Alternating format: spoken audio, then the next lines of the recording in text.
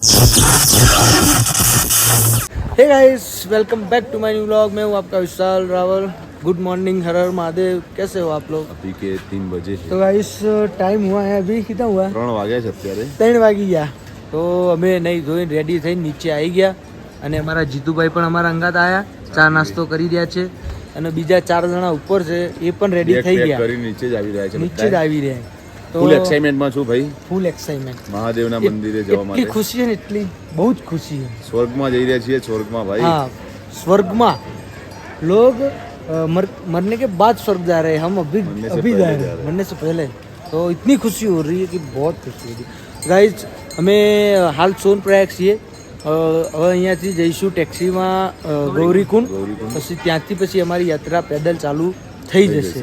તો અમારા પેલા બધા ભાઈઓ આવે ત્યારે એકદમ રસ્તો ક્લિયર છે, એકદમ બિલકુલ ભીડ નથી, જોઈ લો તમે, બિલકુલ ભીડ નથી, કચ્છું નહીં, વરસાદ પણ નથી, એકદમ મોસમ સારો, અમારા માટે સારું છે।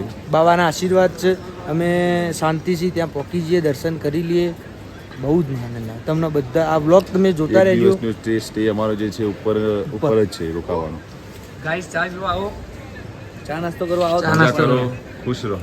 બાબાના ધામમાં ચા નાસ્તો અમે નસીબવાળાને મળે, નસીબવાળાને મળે છે ભાઈ। તમે પણ આવજો, ચોક્કસ આવજો, એક વખત આવવું જરૂરી, એકવાર આવજો, પૈસા સામું ના જોતા, એક વખત તો આવવું જરૂરી। અહીંયાથી પતશે એટલે તમને કહી દઈશું કેટલા પૈસા થાય છે, તબિયતથી વાપરશો એનો વ્લોગ તમને એક અલગ હું મૂકીશ, કેટલો ખર્ચો થયો, શું કરવું શું ના કરવું, બધું જ એક આવી જશે બ્લોગમાં। તો ગાઈસ પેલા બધા આવે પછી એક વખત એમને બધાને વ્લોગમાં લઈ લઈએ અને પછી અમારી યાત્રા ચાલુ કરીએ।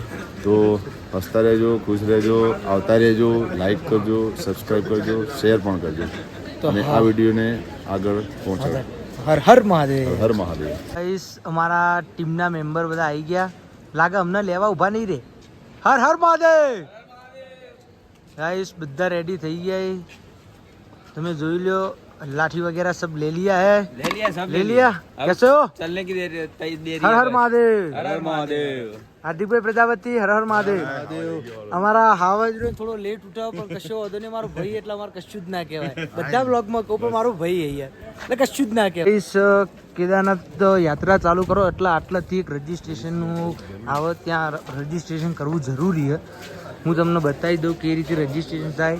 અને અત્યારે સવારમાં તો અમે આવ્યા એટલે લાઈન બિલકુલ નથી, આમ તો લાઈન હોય પણ લાઈન નથી, તમને બતાવી દઉં। જો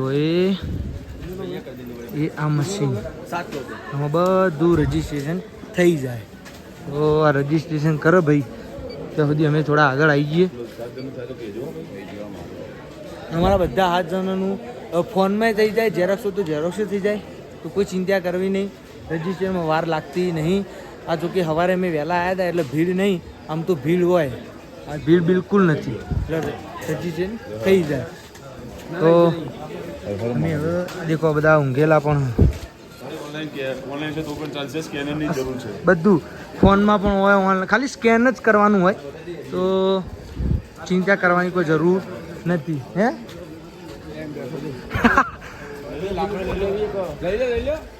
લાકડીને લેવાનું છે તો ત્યાંથી લઈ લઈએ અમે, અહીંયા નહીં તો આગળથી લઈશું। તો ગાઈસ અમે હેડવાનું ચાલુ કરી દીધું હતું, થોડું જ હેડે 100 મીટર જેવું, અને એટલો બધો વરસાદ ચાલુ થઈ ગયો ને કે અમે બેહવું પડ્યું। જો રેનકોટ તો અમે બહુ ક્યાં કરતો હતા ને, વરસાદ હાલ દીધો, જબ્બર આવ્યો, લગભગ કલાકથી બેઠા એક જ જગ્યા ઉપર। અને હજુ આગળ હવે પ્રોબ્લેમ હોય ખબર નહીં, પણ અમારા જીતુભાઈ કોક સારું લઈને આવ્યા, એમને પૂછીએ। જીતુભાઈ આ 100 મીટર હેડે ને હાર્દિકભાઈ, એમાં તો એમના બૂટે તૂટી ગયા, 100 મીટરમાં તો પેલા મોજા તૂટી ગયા, એવું જેવું હેડે આવી। જીતુભાઈ, ઓ જીતુભાઈ શું થયું? ઉપર એક પથ્થર પડ્યો મોટો, કેવડો મોટો?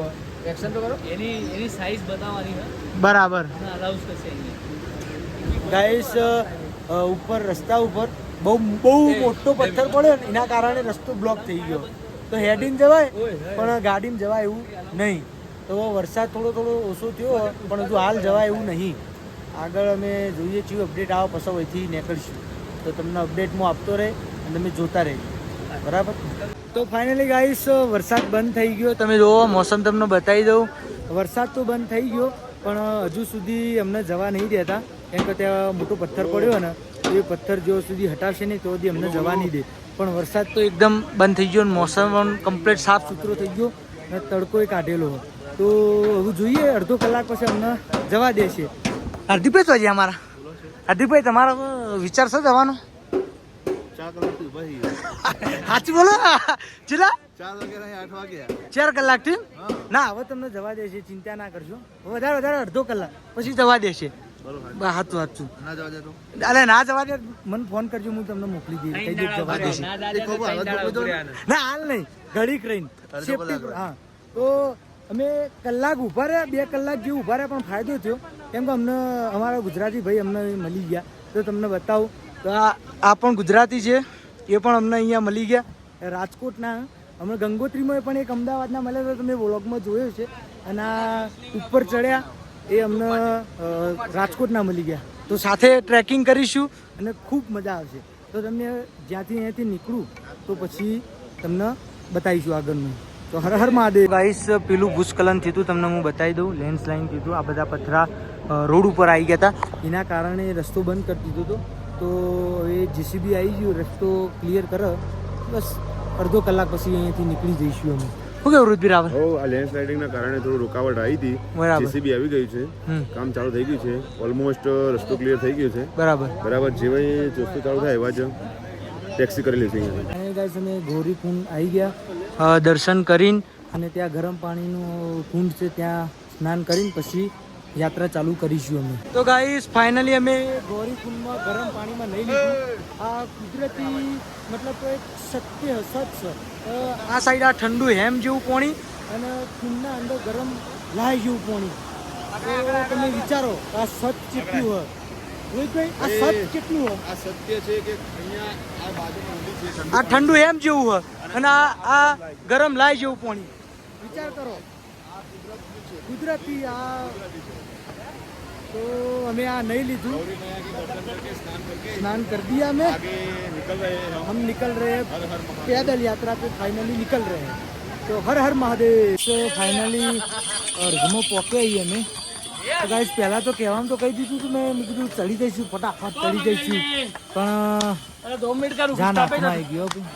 ફેટ નીકળી જાય ફેટ. તમે જુઓ આ બધી પબ્લિક જે હેડીને આવે, હા કેટલો બધો લાગ્યો, પણ ચડવાનું ગમે તે થાય, ચડવાનું તો સ. આ તમે જુઓ એ પબ્લિક કેટલી હેડીને જાય, બહુ જ બધી હેડીને જાય. તો અર્ધમાં પહોંચાઈએ, હજુ તો બહુ બધું કાપવાનું, કિલોમીટર 17 કિલોમીટર કાપવાના. કાપીશું આવાજ આપણો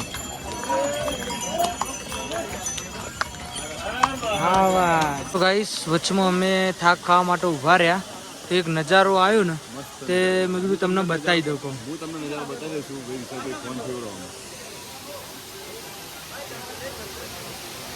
એક નંબર નજારો રોહિતભાઈ, એક નંબર નજારો. અહીંયા થોડું 5 મિનિટ ઉભા રહ્યા, રેસ્ટ કર્યો, જોવાનું મન થયું, થોડા વિડીયો લીધા, ફોટા બોટા પાડ્યા, મજા આવી ગઈ છે.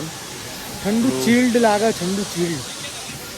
થોડું ચડવામાં મુશ્કેલ પડે છે, બહુ મુશ્કેલ, એટલે ચડવું જરૂરી છે. ચડવું તો જરૂરી છે, કેમ કે બાબાએ બોલાય એટલે આબુ તો પડશે જ. ચડી ગાઈસ હમણાં તમને મેં બતાવ્યું હતું તો તડકો હતો એકદમ, અને અત્યારે વરસાદ ચાલુ થઈ ગયો, અને અમે થોડા ઉપર આવ્યા ને તે વાદળો આવી ગયો, અને વરસાદ પણ સારો ચાલુ. તો અહીંના મોસમ